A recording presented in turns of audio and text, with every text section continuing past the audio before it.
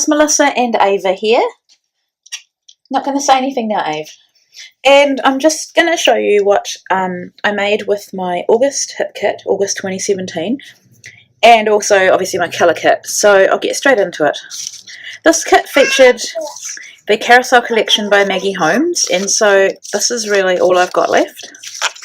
That's a cut apart, that printable that was designed by Yana on the design team. So I can't remember her last name. That's not good of me. That's also it. I mean, you can print that as many times as you want. I added in this gold Powell paper from American Crafts, and you'll see why.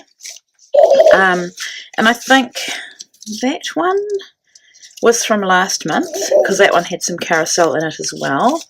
There were other papers, like Echo Park paper. Yes, Ava. She's pointing at Lola. Ava. And also that's a piece of Dear Lizzie from last month. So it's really just scraps.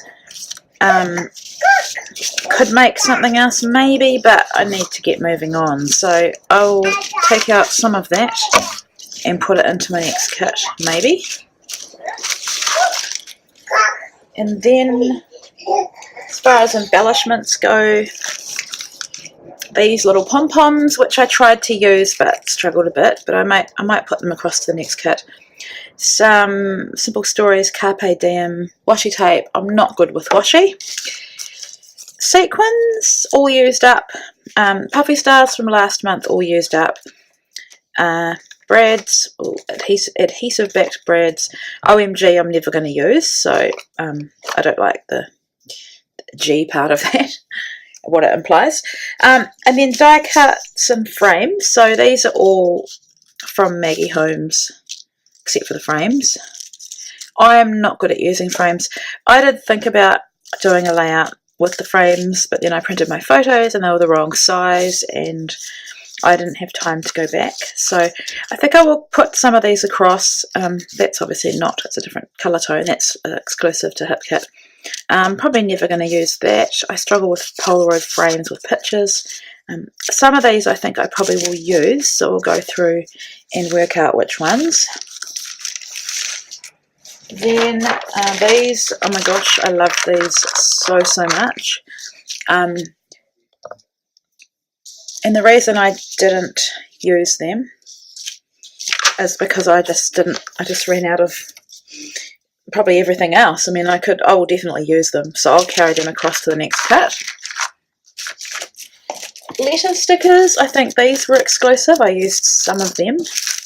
These, I think, were from last month. I don't know if I used any in this one. This month, and the thing is, when you get titles like this, and also on the chipboard, it's really hard to use up all these letter stickers. So these were from last month, and I think I made a good effort at using some more of them. And then the chipboard, oops, I did a really good job, I think. I mean, compared to normal, I used so much. I mean, I can carry that across. I'll struggle with that. Tried to get the swan on, tried to get the, I don't even know what you call that. Use the bows. I'll definitely carry across that. So moving on to the layouts. This month, I believe, was a record for me. Normally I make about 10. I made 12, one of which was this 8.5 by 11 or A4 sized one. So this is about Brielle and her friend Rosie at the preschool that they both used to go to. So I loved that paper, and just thought they would look really great together with gold. Covered up most of my mixed media, so I did do another page, and you'll see that soon. That was inspired by this one, so that's that one. This is the first one I made, and I got this, there's a process video, but I got this glitter Powell paper from Spotlight, and I immediately thought of cutting that die cut on my silhouette, and that's exclusive to the kit as well. So this is as close to the circus as we got, which was, we went to the circus, but we got free tickets. We didn't realise you had to book, so we didn't get to go, but the kids still got some candy floss. This one is a sketch, I think. I think it might be Laura Whitaker sketch. and that's Ava when she's 1 day old, so I called it One Day New, and I just loved using this and some of my favourite papers. This one I made at a crop at a friend's place. It's called 7 Minute Workout. Sean got an app on his phone and they started doing 7-minute workouts, and when I say they, the kids. Ava was little then, so I didn't join in, but I just took that shot. It's not the best photo in the world, but it means a lot to me. It's recording the memory. So that's that one. This one was for my guest design spot at Spiegelmom Scraps, and my word for the year is strong. It's not a great photo. It's a selfie taken on my iPhone with not great light, but it's perfect for this. And I just so I concentrated everything here, and I successfully used one of these banner shapes, which I often struggle with, so I'm really happy with that. I actually need to add the scripture onto this one. I just need to find it. This one got a huge amount of, and it got a huge reaction on Instagram, as in a lot of likes and a lot of comments, and it even got scrap lifted by somebody at a workshop in Germany. It's not the nicest photos, but it's real. So it's called Not Fun, because when I was 32 weeks pregnant, I had to go to our regional hospital, base hospital, 2 hours away, because I had thrown up for 5 days. So I had hyperemesis gravidarum, which is basically vomiting and nausea the whole pregnancy. It's hideous. I've had it twice. I've had it more than twice. I've had it the whole pregnancy twice with the last 2. So they're not great photos. They're taken by me, and if you realise that I was feeling absolutely rotten and bad enough to be put in hospital, so I took the photos. But this is what was inspired by that 8.5 by 11 was the gold and pink. And then I decided to make this one pretty, because although that's not pretty, Ava is in my tummy, and that's beautiful. So that's that one.